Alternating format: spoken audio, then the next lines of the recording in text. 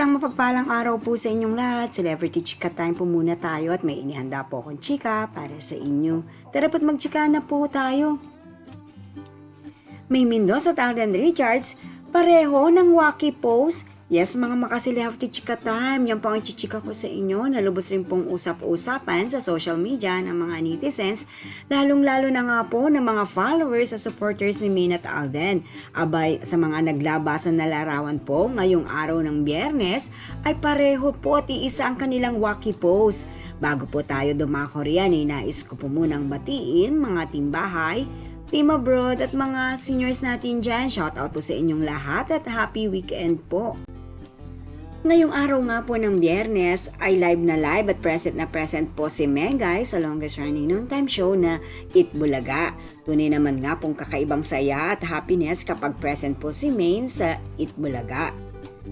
Samantala si Alden naman, tunay naman nga pong sinusulit ang kanyang pagbabakasyon sa USA kasama ang kanyang buong pamilya, kung kaya't bonding dito at making more sweet memories sa kanyang pamilya.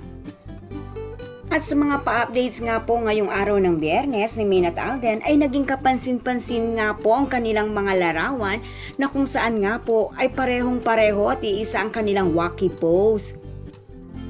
At yan po ay kuha ni Maine sa Eat Bulaga kanina at si Alden naman kuha rin po ang litrato na to habang kasama ang kanyang buong pamilya na nagbabakasyon sa California, USA. Naayon nga po sa mga followers at supporters ni Maine at Alden, talagang wala pa ring kupas ang dalawang ito kapag nagwaki pose at iisa ang kanilang nasa isip na pagwawaki. Well, si Maine at Alden pa ba na kahit ano po ang gawin sa kanilang itsura o sa ihilatsa ng kanilang mukha, ay kitang-kita pa rin po ang kagandahan at kaugapuhan.